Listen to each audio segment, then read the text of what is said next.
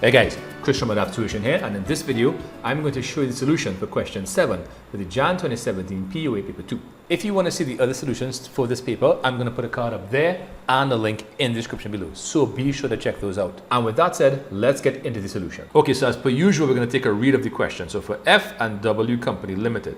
So it says, in December 2015, Fern and Willis, so that's F and W, who had been thinking about starting a business together, asked you the following questions. So we have list 2 advantages of creating a limited liability company rather than a partnership. And then list 2 disadvantages of creating a limited liability company rather than a partnership. So let's go. So I'm going to give you 4. First up, limited liability for owners and their advantages.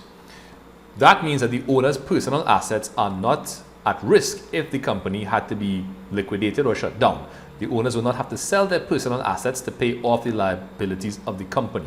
The owner's liability is limited to what they have invested, so that's all they're going to lose. More capital access for, well, PLCs is public limited companies, right? So for public limited companies, you can sell shares to the public at large, which means that you can have a relatively large capital base as opposed to a partnership or even a private limited company. Company has continuity. What that means is that even if the owners were to pass away, there are probably going to be other owners that could help the company to continue on into existence. And ease of transfer of ownership. So you can sell shares once it's a public limited company on the open market, the stock exchange, the secondary market as it's also called. And if it's a private limited company, I suppose once it's within the regulations and the bylaws of the company, these shares could be sold or transferred. But again, it depends on the bylaws of that company. So those are advantages. I gave you 4. This list is not exhaustive. I encourage you to find other advantages and put them in the comment section below. I'll pin the best list. Okay, so setup paperwork can be a lot. So that's a disadvantage. I started a limited company myself, and I can attest to the fact that the paperwork can be a bit onerous. It can be a lot, and it could very much put you off of the task of registering a limited company. All right. A lot of filing to be done yearly. Again, as a business owner, I can attest to this. You have to file an annual return. You have to make sure and file things with different statutory bodies. And recently they started adding extra things apart from the annual return. What is a list of beneficial owners and a set of stuff. So you have to keep up, because if you don't file what you're supposed to file, you will get charged and possibly face jail time. Fun times, right? Lots of rules and regulations. Yeah, there's something called the Companies Act. It's a booklet about this thick, and it contains the laws governing companies specifically, not to mention the laws governing the country in general. All right, so lots of rules and regulations, and then it could also become too large to manage effectively.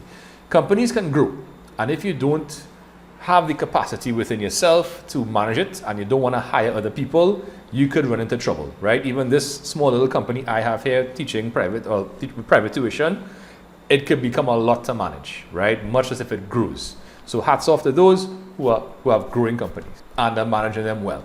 Okay, let's take a look at the next part of the question.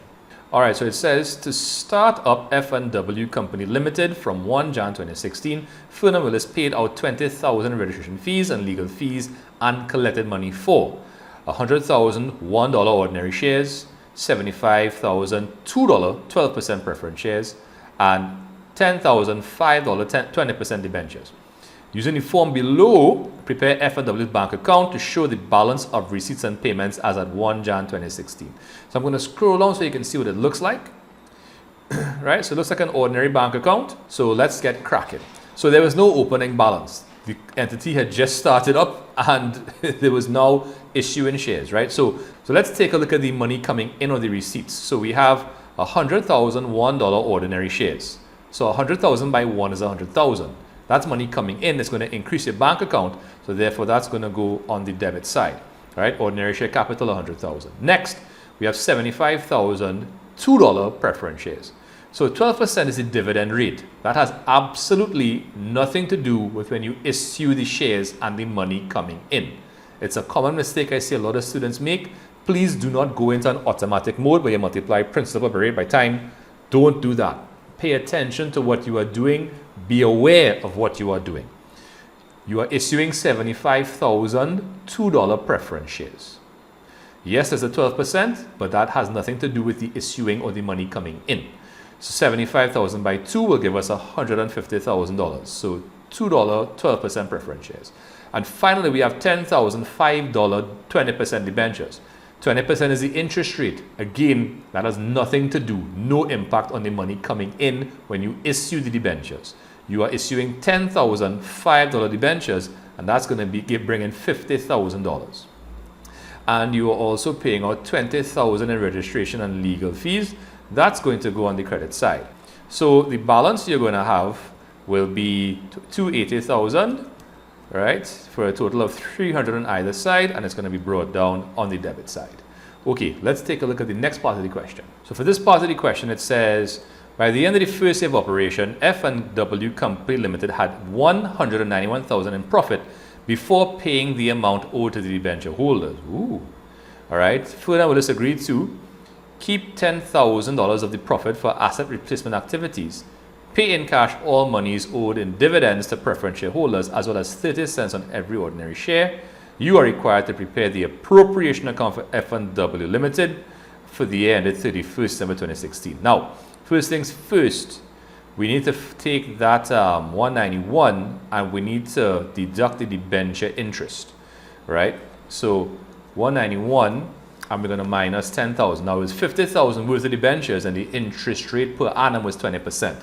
20% of 50,000 is 10,000. That leaves us with a profit before appropriation of 181. All right. Now we're going to deal with the appropriation. So we have the dividends. So the preference dividends are paid first, and those are 12% by 150. So remember, it was $75,000 $2 preference shares. That is $150,000 worth of preference shares, and it's 12% of that par value, which gives us the 18,000. The ordinary share dividend is 30 cents per share, right? And it was actually, 100,000 shares. That shouldn't have said dollars there. So 30 cents per share. So that's basically 30% of 100,000, which is 30,000. Right? That gives us 48,000. And then again, we have to transfer 100,000 to asset replacement activities. That's going to give us 100,000. Total appropriation is 148. 148 from 181 give us 33,000, and that's the retained earnings carried forward.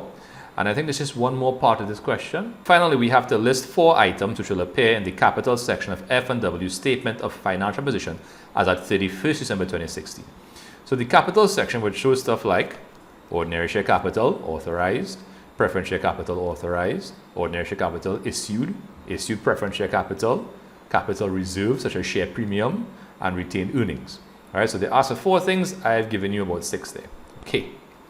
All right, so that's about it for this question. Thanks very much for watching the video. If you want to see more videos, I'm going to put some cards up here. Don't forget to subscribe to my channel and click the notification bell. Check out my website for free POA handouts, and check the links in the description below for access to free possible solutions. Anyway, guys, thanks again for watching. I'll see you next time. Bye.